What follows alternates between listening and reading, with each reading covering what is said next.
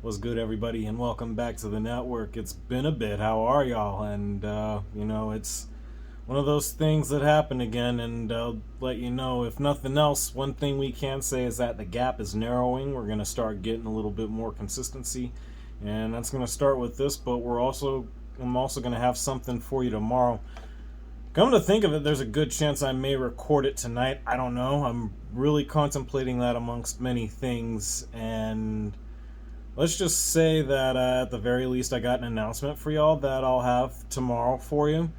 And again, I may be recording that tonight. Not real sure on that, a little bit undecided. But either way, there are definitely going to be some changes. For one thing, this background that you've seen in all the recent videos over the months, that's definitely going to be changing. And that background that you'll be seeing will certainly be temporary as well, and more so than what we had with this, but that's neither here nor there.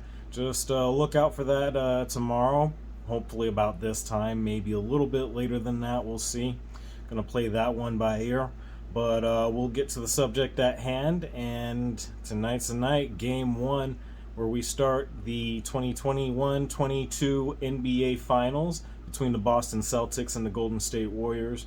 And I gotta say, this is going to be a really, really interesting matchup tonight. And you could definitely say very evenly matched teams in terms of what they bring to the table.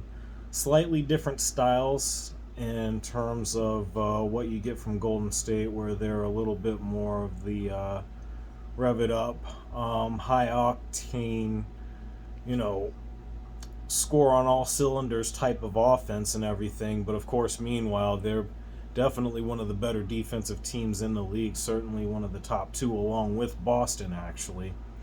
And, they've been nothing short of stupendous on defense throughout every matchup that they've had, whether it was the Nuggets, the Grizzlies, or the Mavericks. And they are coming through with a lot of determination between Steph, Clay, Draymond, and then you factor in Andrew Wiggins, who had a bit of a tough time out in Minnesota alongside Karl Anthony Towns. I mean, even the Timberwolves are looking better than what they have in recent years, but Wiggins has definitely come a long way since his days out there, and has complimented Steph and Clay, who wasn't there throughout the entirety of the season, but has complimented both of them. Jordan Poole, Gary Payton II, when he was healthy, good chance he might be playing. I don't know if he'll be there tonight. I didn't really notice that on the injury report.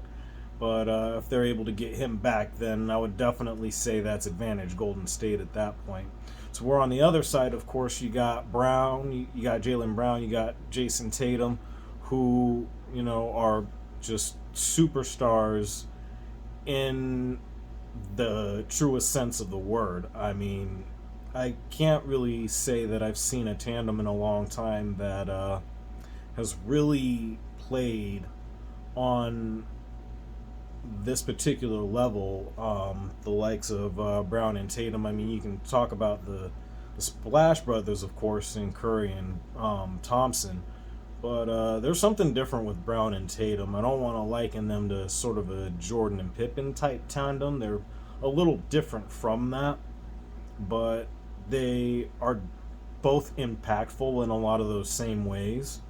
And much like Curry and Thompson, they've got a lot of the requisite pieces that you need in terms of building a championship team, from guys like Marcus Smart, bringing back Al Horford. You got Robert Williams, Derek White, and that's just to name a few. I mean, they've actually been pretty impressive throughout their run in the playoffs, and actually we're at a point to where, a lot was discussed about, either Brown and Tatum, one of them needs to go, and they definitely proved all the skeptics wrong as far as that's concerned.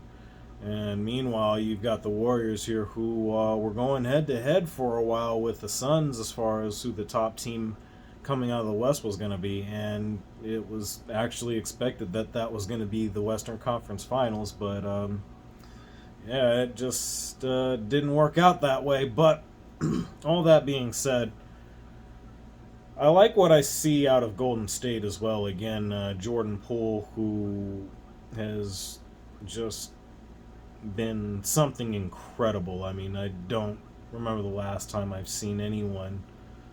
And mind you, this is someone who's considered to be a role player, but is playing on a star level. Same thing for Wiggins. If nothing else, you got to look at him as probably becoming a superstar now.